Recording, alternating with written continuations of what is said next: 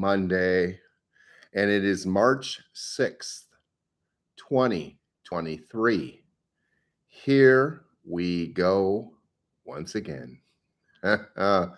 Another weekend has passed, and we move on to the beginning of a new week. And here comes Rusty about ready to pounce. Okay, sorry about that. Because once he pounces up here, he's right on the computer, and then this will all go haywire. So I got to make sure Rusty don't make his jump. I try to spray his toys and encourage him to get some energy worked off. Hey, look at that. Dave, you came through, buddy. You're not only on, but you're the first one on. Good morning, sir. How's that retirement treating you? Oh, we did a little chatting last night. He was inquiring about the fair schedule. But Dave's got some big news. If he'd like to share, he can share it with the group. Good morning, Tommy. Dave shared some news, but it's his news to share. Oh, good morning, Miss Katie. How are you doing? Here comes Rusty in the back route. Oh, Rusty, no. Here, you want this? Come. Rusty gets up here, and then all craziness breaks loose. Starts hitting the keyboard, and all kinds of crazy things will happen. Good morning, Miss Jackie. How are you doing this fine morning? Okay. So the weekend is complete. Was able to successfully do 3 days out of Jordan Creek. Car didn't get stolen again. Thank God. Still have not located my bag and my coat. They're probably gone. We must move forward. We must continue moving on. I was having a dream last night. I was actually having a lot of dreams last night. I don't remember them all. I used to be at a point in which I used to write them all down. I don't do that anymore. But I remember I was having a dream last night, and at one point everybody was applauding. I apparently had something that I had said that everybody liked what I said. And what I've been saying lately is that we just have to have faith. I opened the window for him, and what did he do? He closed it. Rusty, what did you do, buddy? Now he's going to try to open it again. I opened the window for him, and then he hits the shades just right, and he closes them. Oh, just a second. I'm gonna go open his window again. Hey, buddy. Here. There. Look out the window. Look out the window at all the wonderful things out there. You don't need to play with those, but he will. There we go. Looking. Look at him. Can you see him in the background? He will just have those shades closed again.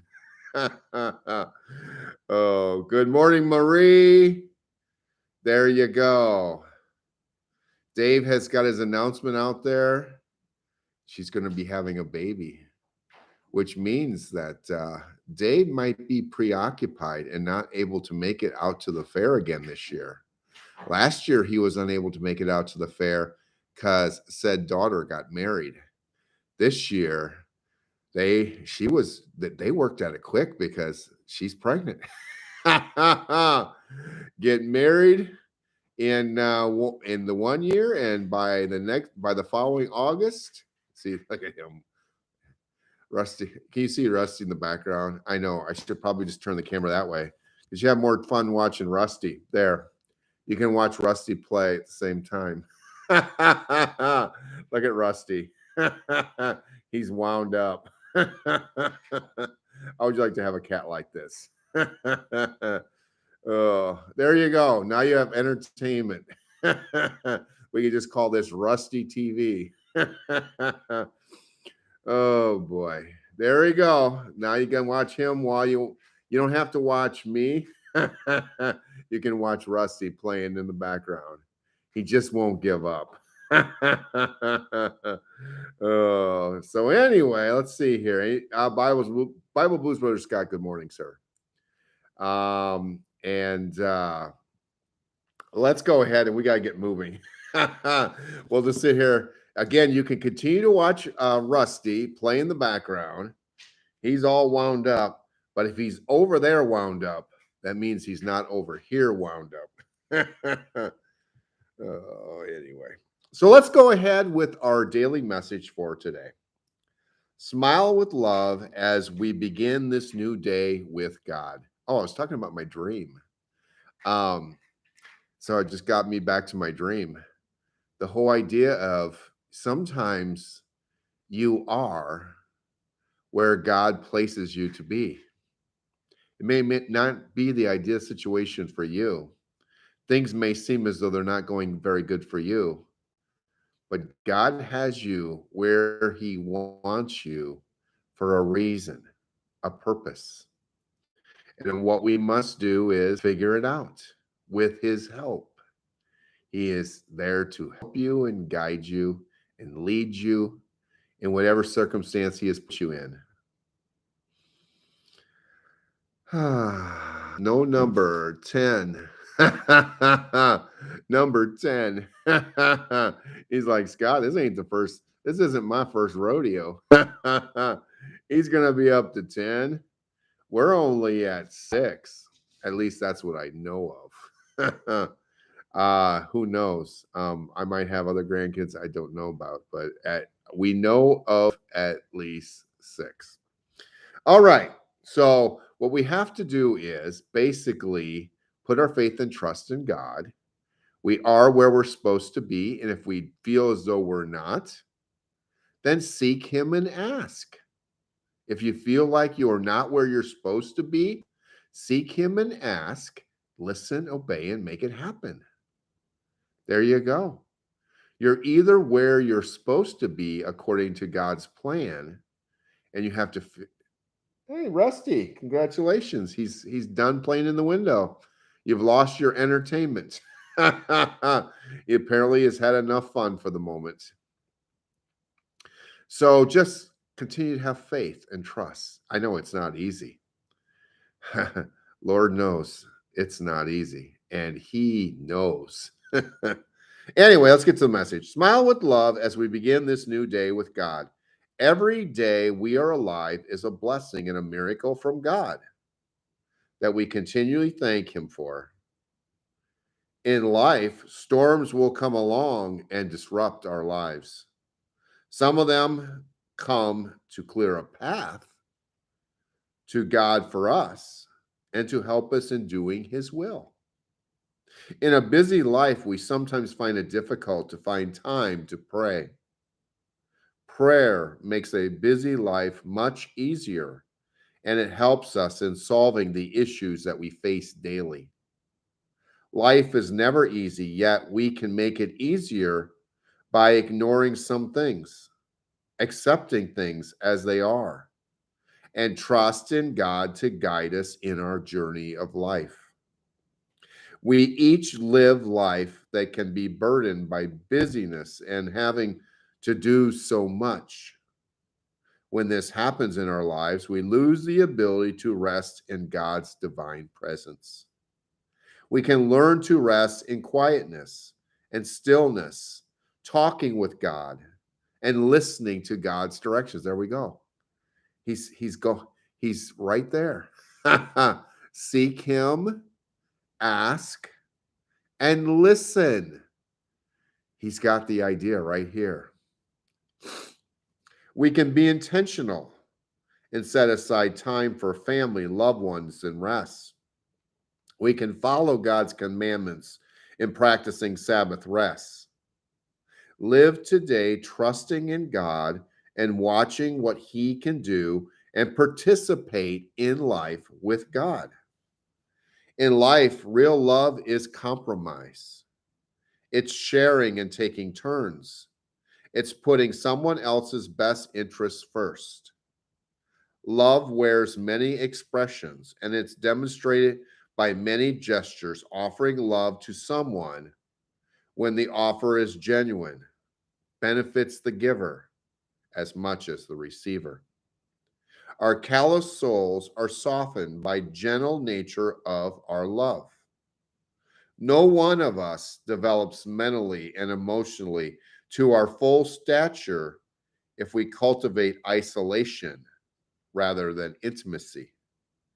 We come to terms with our defects and have opportunities to enhance our assets while experiencing the strength and the shortcomings of others. What time and patience teaches us is that love is slow to develop, but will result when there is a mutual decision to grow in one another's company. Each person we genuinely love makes our lives easier. Our love is best expressed when we help someone else live life more comfortably. God's blessings on your day. Much love to each of you. You're cutting in and out. Huh, Jackie, sorry. I don't know. It's like no matter where I'm on, what platform I'm on, we seem to have issues. Some people have issues, some people don't. Scott says no problems here. Marie says amen to that. What a wonderful prayer that was, isn't it? All right. We don't have a weather report from Miss Marcia. Um, but can we please pray for her? She's going through a tough season right now. And the truth is, what I told her yesterday is that we need to all continue to pray for one another. In living in this life right now and everything that's going on, maybe in your direct life, or maybe just within the lives of the world, our nation, the craziness, the chaos, the confusion. We all got stuff going on. We need to look out and continue to pray for one another. So I just ask that you each pray for each other, because it just seems like in this day of craziness, we all got issues going on and we all need prayer and we all need to pray for each other. Okay. The Book of Amazing Stories. Marie's got her tea ready. And today is The Star of David Goes Jazz. The old trumpet player had blown his heart out. He could no longer walk or fit into his shoes. His heart, kidneys, and liver were failing. His lungs were filled with fluid. His stomach was distended, and his memory was failing. As he languished in his hospital bed, the Star of David necklace that hung around his neck mystified doctors and nurses. Why was this African American man wearing a symbol of Judaism? Why did he insist on spending his last days in a Jewish hospital? Dr. Gary Zucker, his attending physician at New York City's Beth Israel Hospital, noticed an eerie transformation taking place. The jovial jester of jazz began to obsess about his own mortality and the deeper issues of life. One day, Dr. Zucker began to hum an old Yiddish lullaby brought over by his Jewish ancestors. To his shock, the old jazz musician began to sing along with him. Then he sat up and demanded a pen and paper. From his deathbed in the Beth Israel Hospital, the patient fiercely penned a memoir of his childhood in the Jim Crow South of the early 1900s. He wrote about the wandering the streets of New Orleans and how he was taken in by the Karnowskis. Kar, Karnowskis. At first, he was a child laborer working long hours for these Jewish junk dealers. He started at 5 o'clock in the morning, combing the streets with the Karnowski's brothers, collecting bottles, bones, scrap metal, and rags. Late at night, the boys delivered coal to the houses of prostitution. Gradually, the little African American kid was enfolded into the Jewish family. He wolfed down their kosher food, learned Yiddish songs, and developed a love for music. He never got over the fact that wild white folks took him in despite being in the segregated South. Nor did he forget that these Lithuanian Jewish immigrants advanced him the money to buy his first musical instrument, a cheap horn from a pawn shop.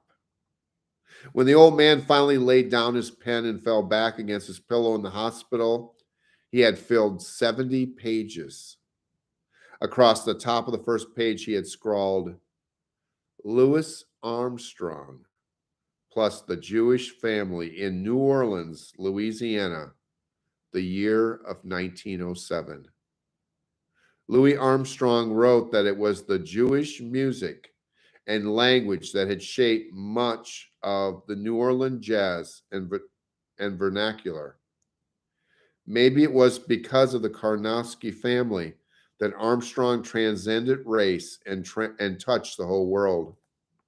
One hears the joy of their Yiddish sing-alongs in his 1964 mega hit that knocked the Beatles off the charts. Hello, Dolly. Hello, Dolly. Hello, Dolly. Their kindness is echoed in his memorable song, What a Wonderful World. The next time you see a photo of the late, great Louis Armstrong, look for that Star of David. Remember the amazing story of a family who brought joy to countless millions by investing a few small kindnesses in a homeless boy from a very different background. The next time you hear that golden oldie, What a Wonderful World, think about this. It doesn't take much to make a wonderful world. Just a small act of kindness each day will do. Let's not get tired of doing what is good. At just the right time, we will reap a harvest of blessing if we don't give up. That's Galatians 6, verse 9. And there is your story for today.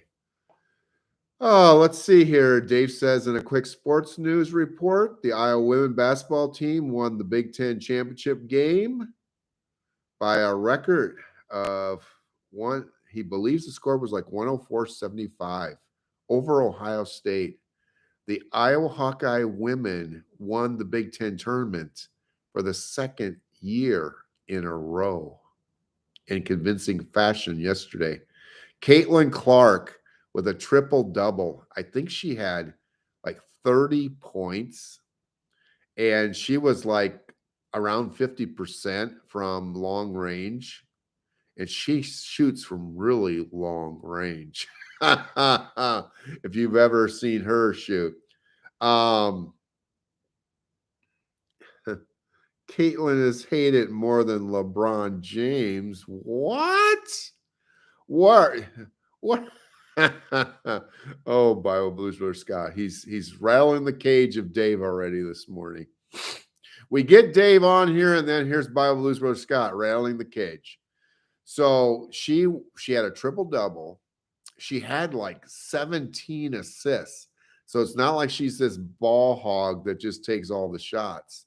She had 17 assists. And then I think she had 10 rebounds. Crazy. That was the first triple double in term in history. Oh, did not know that. Uh, yep. On social media, she gets a lot of hate. Oh boy. Takes a lot to be hated more than LeBron James, does it not? Clark's a woman. I thought we're supposed to love women. Apparently, the world hasn't got the memo yet. Anyway, okay, Marie, warn your cat. Here it comes.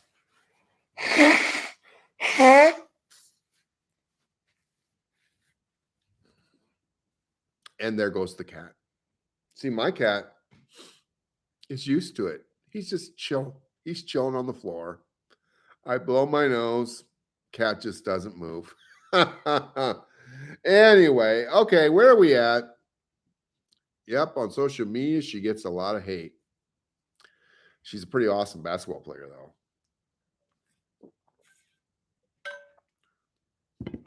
She's the kind of basketball player that probably played with her brothers a lot growing up. Kind of like my sister. We used to, get roughing it up in the barn, and it makes you a better basketball player when you're playing against a boy. No, my neighbor dog started howling. Oh boy. Usually it's if I start singing, the dogs will start howling too. At least that's been my experience. Oh boy. So no blowing the nose and no singing. Check. Okay. Let's go ahead and get into our word for today. We pick up in the Old Testament reading. We're in the book of Numbers, continuing on, Numbers 6, verse 1. Then the Lord said to Moses, give the following instructions to the people of Israel. If any of the people, either men or women, take a special vow of a Nazarite, setting themselves apart to the Lord in a special way, they must give up wine and other alcoholic drinks. They must not use vinegar made from wine or from other alcoholic drinks. They must not drink fresh grape juice, and they must not eat grapes or raisins. I was just eating grapes last night. That's what I just thought about. As long as they are bound by their Nazarite vow, they are not allowed to eat or drink anything that comes from a grapevine, not even the grape seeds or skins. They must never, rather, cut their hair throughout the time of their vow, for they are holy and set apart to the Lord. Until the time of their vow has been fulfilled, they must let their hair grow long, and they must not go near a dead body during the entire period of their vow to the Lord. Even if the dead person is their own father, mother, brother, or sister, they must not defile themselves, for the hair on their head is the symbol of their separation to God. This requirement applies as long as they are set apart to the Lord. If someone falls dead beside them, the hair they have dedicated will be defiled. They must wait for 7 days and then shave their heads. Then they will be cleansed from their defilement. On the 8th day, they must bring 2 turtle doves or 2 young pigeons to the priest at the entrance of the tabernacle. The priest will offer one of the birds for a sin offering and the other for a burnt offering. In this way, he will purify them from their guilt they have incurred through the contact with a dead body. Then they must reaffirm their commitment and let their hair begin to grow again. The days of their vow that were completed before their defilement no longer count. It's kind of like I don't know if you guys have seen this before, where it was in the movies where I saw it, where they'll have how many work days without a accident. And then once an accident occurs at the workplace, You got to restart the count all over again. That's what I thought of as I was reading that. You got to restart the count all over again. They must rededicate themselves to the Lord as a Nazarite for the full term of their vow, and each must bring a 1-year-old male lamb for a guilt offering. This is a ritual law for the Nazarites. At the conclusion of their time of separation as Nazarites, they must each go to the entrance of the tabernacle and offer their sacrifices to the Lord. A 1-year-old male lamb without defect for a burnt offering, a 1-year-old female lamb without defect for a sin offering, a ram without defect for a peace offering, a basket of bread made without yeast, cakes of flour mixed with olive oil, and wafers spread with olive oil, along with their prescribed grain offerings and liquid offerings. The priest will present these offerings before the Lord. First, the sin offering and the burnt offering, then the ram for a peace offering, along with the basket of bread made without yeast. The priest must also present the prescribed grain offering and liquid offering to the Lord. Then the Nazarites will shave their heads at the entrance of the tabernacle. They will take the hair that has been dedicated and place it on the fire beneath the peace offering sacrifice. After the Nazarite's head has been shaved, the priest will take for each of them the boiled shoulder of the ram, and he will take from the basket a cake and a wafer made without yeast. He will put them all into the Nazarite's hands. Then the priest will lift them up as a special offering before the Lord. These are holy portions for the priests, along with the breast of the special offering and the thigh of the sacred offering that are lifted up before the Lord. After this ceremony, the Nazarites may again drink wine. This is the ritual law of the Nazarites who vow to bring these offerings to the Lord. They may also bring additional offerings if they can afford it. And they must be careful to do whatever they vowed when they set themselves apart as Nazarites. Okay, I must bring it out. So I'm reading about the Nazarites, and I just got thinking, as God has what he has, and the enemy always uses something that God makes as good. I'm reading this Nazarites over and over again, and you know what I think about? Who can read my mind right now? Especially if you're reading along with me. I haven't offered a gold star lately. I think the last one I offered nobody claimed. But what in the world am I thinking about as I'm reading this? The Nazarites. And I kind of gave you a clue. It has to do with the enemy. And what God has as good, the enemy always comes up with a substitute, with something that is going to work for him. What am I thinking about right now? I'll give you guys until the end of the Old Testament reading to come up with an answer.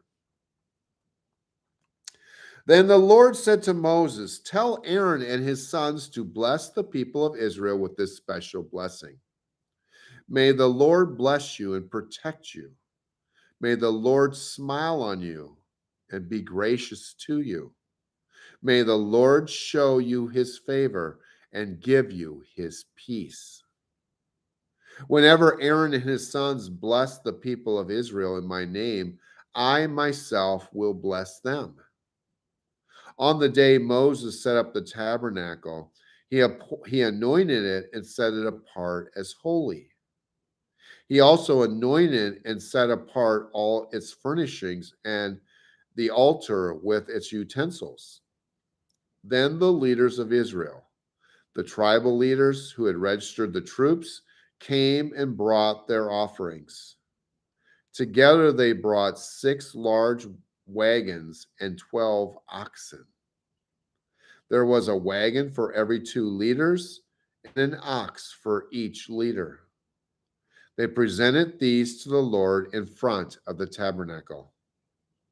Then the Lord said to Moses, "Receive their gifts and use these oxen and wagons for transporting the tabernacle. Distribute them among the Levites according to the work they have to do." So Moses took the wagons and oxen and presented them to the Levites. He gave 2 wagons and 4 oxen to the Gershonite division for their work, and he gave 4 wagons and 8 oxen to Merarite division for their work. All their work was done under the leadership of Ithamar, son of Aaron the priest. But he gave none of the wagons or oxen to the Kohathite division, since they were required to carry the sacred objects of the tabernacle on their shoulders. The leaders also presented dedication gifts for the altar at the time it was anointed. They each placed their gifts before the altar. The Lord said to Moses, "Let one leader bring his gift each day for the dedication of the altar." On the first day, Nahshon, son of Amminadab, leader of the tribe of Judah, presented his offering. His offering consisted of a silver platter weighing 3¼ pounds and a silver basin weighing in at 1¾ pounds, as measured by the weight of the sanctuary shekel. These were both filled with grain offerings of choice flour moistened with olive oil. He also brought a gold container weighing 4 ounces, which was filled with incense. He brought a young bull, a ram, and a 1-year-old male lamb for burnt offering, and a male goat for his sin offering. For a peace offering, he brought 2 bulls, 5 rams, 5 male goats, and 5 1-year-old male lambs. This was the offering brought by Nahshon, son of Amminadab. On the second day, Nathanael, son of Zuar, leader of the tribe of Issachar, presented his offering.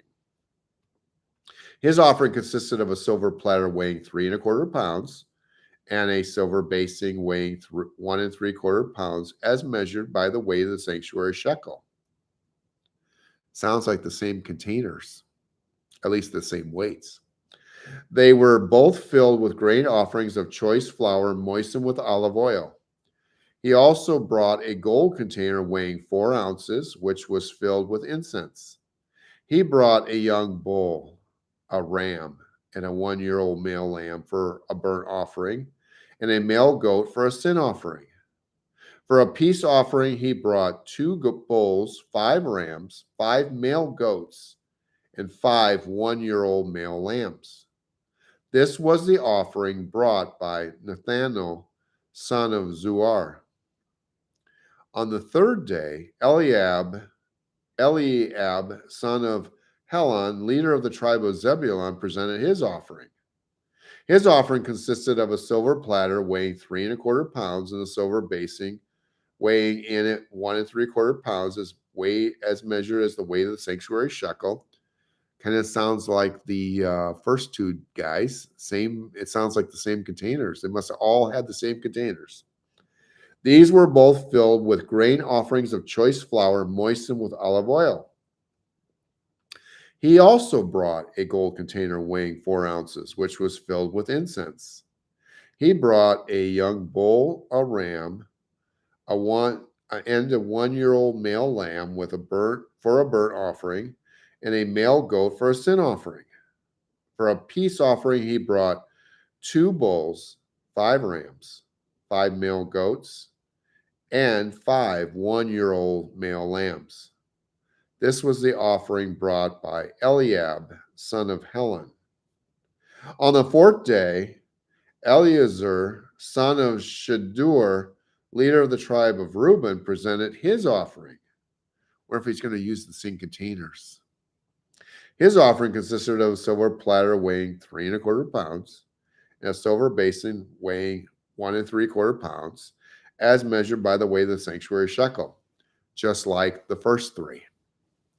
These were both filled with grain offerings of choice flour moistened with olive oil. He also brought a gold container weighing 4 ounces, which was filled with incense. He brought a young bull, a ram, and a one-year-old male lamb for a burnt offering, and a male goat for a sin offering. For a peace offering, he brought 2 bulls, 5 rams, 5 male goats, and 5 one-year-old male lambs. This was the offering brought by Eleazar, son of Shadur. On the fifth day, what it also makes me think of is like it's the 12 days of Christmas. On the fifth day of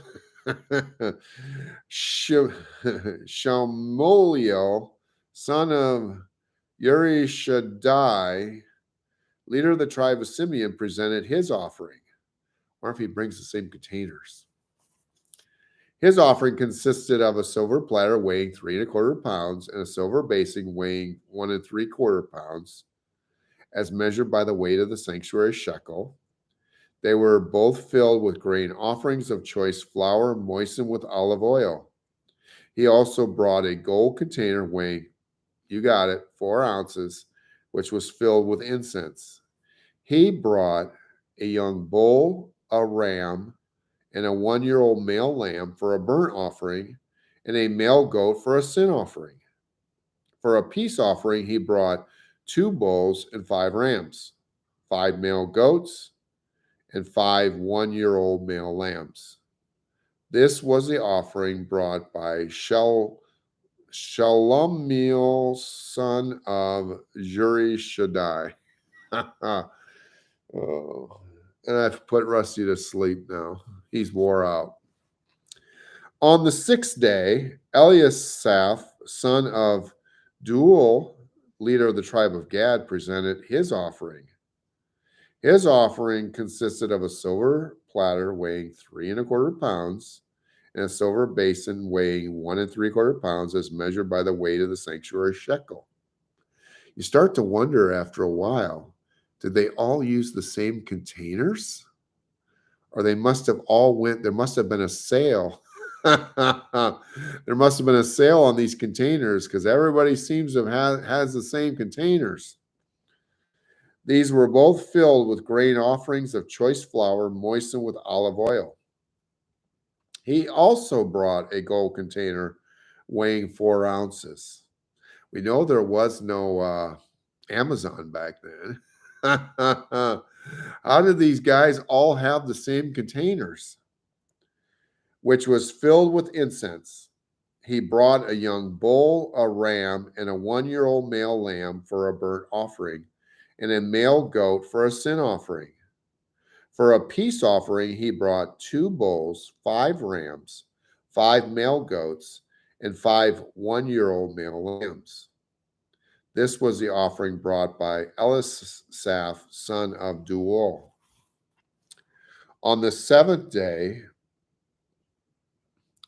do you think this is like the origination of the 12 days of Christmas? Because guess what? I think we're going to end up with 12 days. 12 days. 12 days of offerings. On the seventh day of offerings, Elishama, son of Ammihud, leader of the tribe of Ephraim, presented his offering. His offering consisted of a silver platter weighing 3¼ pounds and a silver basin weighing 1¾ pounds, as measured by the weight of the sanctuary shekel. These were both filled with grain offerings of choice flour moistened with olive oil. He also brought a gold container weighing 4 ounces, which was filled with incense. He brought a young bull, a ram, and a 1 year old male lamb for a burnt offering, and a male goat for a sin offering. For a peace offering, he brought 2 bulls, 5 rams, 5 male goats, and 5 1 year old male lambs. This was the offering brought by Elishama, son of Ammihud.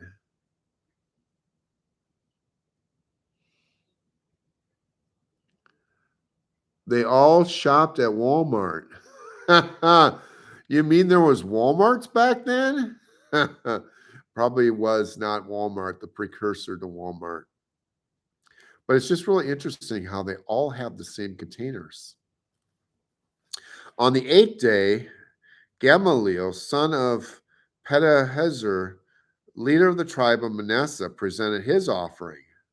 Do you think his offering is going to be the same containers? His offering consisted of a silver platter weighing 3¼ pounds and a silver basin weighing 1¾ pounds, as measured by the weight of the sanctuary shekel. These were both filled with grain offerings of choice flour moistened with olive oil. He also brought a gold container weighing 4 ounces, which was filled with incense. He brought a young bull, a ram, and a 1 year old male lamb for the burnt offering, and a male goat for a sin offering. For a peace offering, he brought 2 bulls, 5 rams, 5 male goats, and 5 1 year old male lambs. This was the offering brought by Gamaliel, son of Pedahezur. You got to feel like after a while, do you think that they're each watching what the preceding person does? And they're thinking what they did was acceptable to the Lord. So if I do what the previous guy did, I should be good with him too. So there had to be a leader amongst all these, the first person that had to then kind of set the trend that everybody else followed.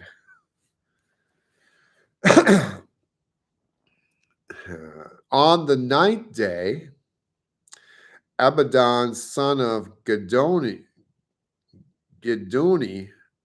leader of the tribe of Benjamin, presented his offering. His offering consisted of a silver platter weighing 3¼ pounds and a silver basin weighing 1¾ pounds, as measured by the weight of the sanctuary shekel, just like the previous 8. These were both filled with grain offerings of choice moistened flour with olive oil. He also brought a gold container weighing 4 ounces, just like the previous 8, which was filled with incense. He brought a young bull, a ram, and a 1 year old male lamb for a burnt offering, and a male goat for a sin offering. For a peace offering, he brought 2 bulls, 5 rams, 5 male goats, and 5 1 year old male lambs. This was the offering brought by Abidan, son of Gedoni. On the 10th day, Ahiezer, son of Ammishaddai, leader of the tribe of Dan, presented his offering. His offering consisted of a silver platter weighing 3¼ pounds and a silver basin weighing 1¾ pounds, as measured by the weight of the sanctuary shekel. These were both filled with grain offerings of choice moistened flour, choice flour moistened with olive oil. He also brought a gold container weighing 4 ounces, which was filled with incense. He brought a young bull, a ram, and a 1 year old male lamb for burnt offering, and a male goat for a sin offering. For a peace offering, he brought 2 bulls, 5 rams, 5 male goats, and 5 1 year old male lambs. This was the offering brought by Ahazur. It's hard for me to say all these names. Son of Ammishaddai. On the 11th day, Pagiel, son of Okran, leader of the tribe of Asher, presented his offering. His offering consisted of a silver platter weighing 3¼ pounds and a silver basin weighing in at 1 3/4 pounds as measured by the weight of the sanctuary shekel, just like the previous 10. These were both filled with grain offerings and choice flour moistened with olive oil. He also brought a gold container weighing 4 ounces, which was filled with incense. He brought a young bull, a ram, and a 1-year-old male lamb for a burnt offering, and a male goat for a sin offering. For a peace offering, he brought 2 bulls, 5 rams, 5 male goats, and 5 1-year-old male lambs. This was the offering brought by Pagiel, son of Ochran. And finally, on the 12th day of Christmas, Ahira, son of Enan, leader of the tribe of Naphtali, presented his offering.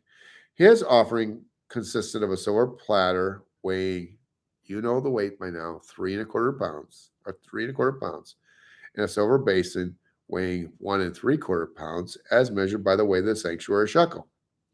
These were both filled with grain offerings of choice flour moistened with olive oil. He also brought a gold container weighing 4 ounces, which was filled with incense. He brought a young bull, a ram, and a 1-year-old male lamb for a burnt offering, and a male goat for a sin offering. For a peace offering, he brought 2 bulls, 5 rams, 5 male goats, and 5 1-year-old male lambs. This was the offering brought by Ahira, son of Enan. So this was the dedication offering brought by the leaders of Israel at the time the altar was anointed. 12 silver platters, 12 silver basins, and 12 gold incense containers. Each silver platter weighed 3 1/4 pounds, and each silver basin weighed at 1 3/4 pounds. The total weight of the silver was 60 pounds as measured by the weight of the sanctuary shekel. Each of these 12 containers that was filled with incense weighed 4 ounces as measured by the weight of the sanctuary shekel. The total weight of the gold was 3 pounds. 12 young bulls, 12 rams, 12 1-year-old male lambs were donated for the burnt offerings along with the prescribed grain offerings. 12 male goats were brought for the sin offerings. 24 bulls, 60 rams, 60 male goats, and 60 1-year-old male lambs were donated for the peace offerings. This was the dedication offering for the altar after it was anointed. Whenever Moses went into the tabernacle to speak with the Lord, he heard the voice speaking to him from between the 2 cherubim above the ark's cover, the place of atonement that rests on the ark of the covenant. The Lord spoke to him from there. And that brings us to the end of our Old Testament reading. A very long reading today. So yeah, it was a situation in which they must have all brought the same. After one was good, the others just followed suit, I guess. Okay, so back to I was talking about way back before we had all the offerings about the Nazarites. The Nazarites and what it makes me think of. And I don't think anybody had an answer. All the sin, peace, grain, liquid offerings are replaced with prayer. What it makes me think about is, now you would know this if you studied World War II history back around the time of Adolf Hitler, the Nazis. That's what it made me think about. And there are still some in these days that are still giving salute, the Nazi salute. Be very careful at who you follow. and who you support. Because as the world wants you to support one thing, it may be leading you down the wrong path. Always make sure. Scott says, yes. And so Scott gets what I'm saying. Be very careful, because as the world wants you to go one way, God may very well want you to go a different way. Satan, he doesn't know how to create. All he knows how to do is to take what God makes as good and try to twist it for his own way. And so, like I said, make sure you are coming to God and following the direction that he wants you to go, and not necessarily just following the way of the world, because the way of the world may be twisted by Satan himself. There you go. Uh, we are giving billions to the Nazis. I know. Oh. Anyway, let's move on to a New Testament reading. We're in the book of Mark, Mark 12, verse 38.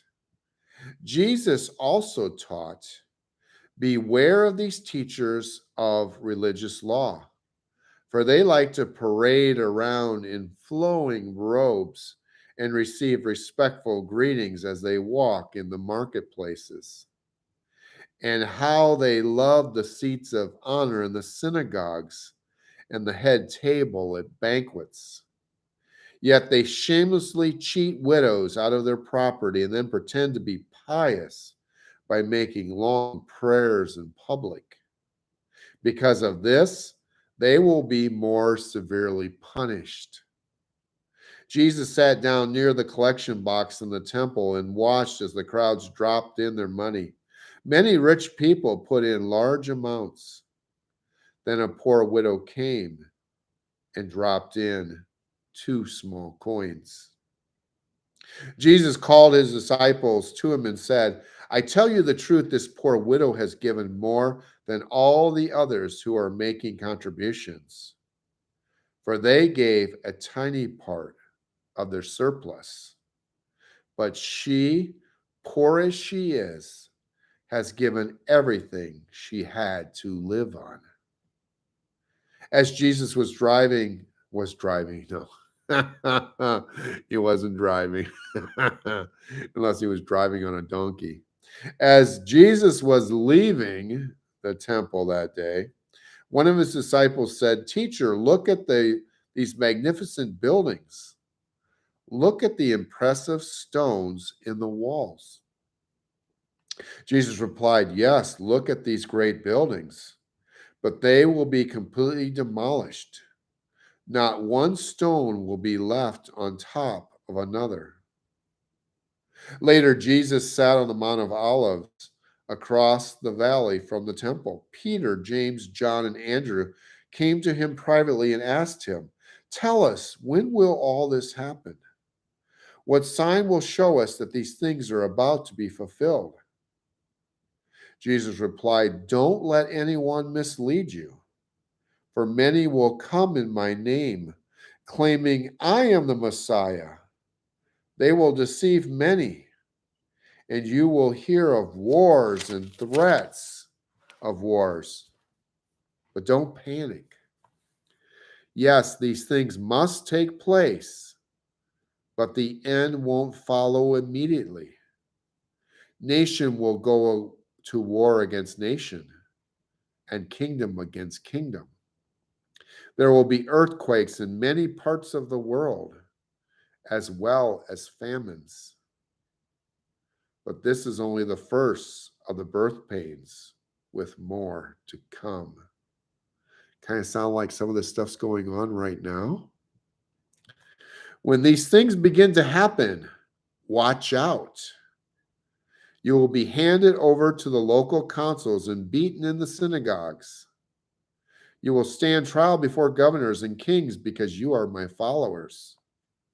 But this will be your opportunity to tell them about me. For the good news must be first preached to all nations. But when you are arrested and stand trial, don't worry in advance about what to say. Just say what God tells you at the time. For it is not you who will be speaking, but the Holy Spirit. A brother will betray his brother to death. A father will betray his own child. And children will rebel against their parents and cause them to be killed. And everyone will hate you because you are one of my followers. But the one who endures to the end will be saved. Psalm 49, verses 1 through 20. Listen to this, all you people. Pay attention, everyone in the world, high and low, rich and poor. Listen. For my words are wise, and my thoughts are filled with insight. I listen carefully to many proverbs and solve riddles with inspiration from a harp. Why should I fear when trouble comes, when enemies surround me? They trust in their wealth and boast of great riches, yet they cannot redeem themselves from death by paying a ransom to God. Redemption does not come so easily, for no one can ever pay enough to live forever and never see the grave. Those who are wise must finally die, just like the foolish and the senseless, leaving all their wealth behind. The grave is their eternal home, where they will stay forever. They may name their estates after themselves, but their fame will not last. They will die, just like animals. This is the fate of fools, though they are remembered as being wise. Wise. Like sheep, they are led to the grave, where death will be their shepherd. In the morning, the godly will rule over them. Their bodies will rot in the grave, far from their rich, or not, it doesn't say rich, from their grand estates. But as for me, God will redeem my life. He will snatch me from the power of the grave. So don't be dismayed when the wicked grow rich and their homes become ever more splendid. For when they die, they take nothing with them. Their wealth will not follow them into the grave. In this life, they consider themselves fortunate, and they are applauded for their success. They're adored for their success. People just fall in love with them and how rich and successful they are. But they will die all like before them and never again see the light of day. People who boast of their wealth don't understand. They will die just like animals. Proverbs 10. That sounded like a bunch of proverbs there myself, but that was the Psalms. The Psalms sounding very proverbish today. Now we get to the actual proverb. Proverb 10, verses 27 and 28. Fear of the Lord lengthens one's life, but the years of the wicked are cut short.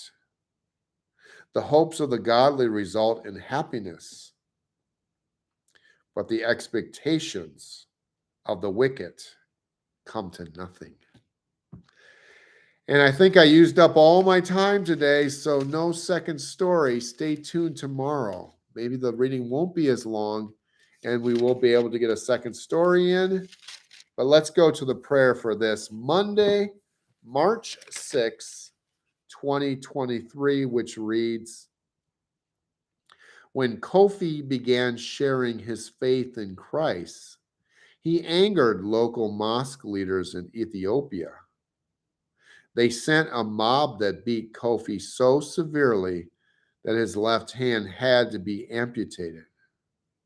Kofi's response: I am happy not only to give my hand for Jesus, but I am ready to give my life for faith in Jesus Christ. Lord, thank you for Kofi's witness to his community and to me. He didn't lose his hand, he gave it. In the same way, he lays his entire life before you. May I be as willing to sacrifice all for you. And in Jesus' name we pray. Amen.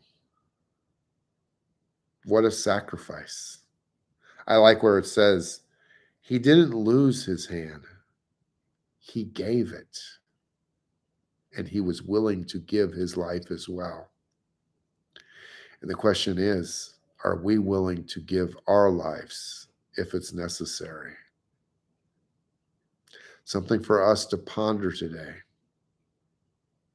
And always remember that things aren't always going to go our way. It just seems like we are a slave to something.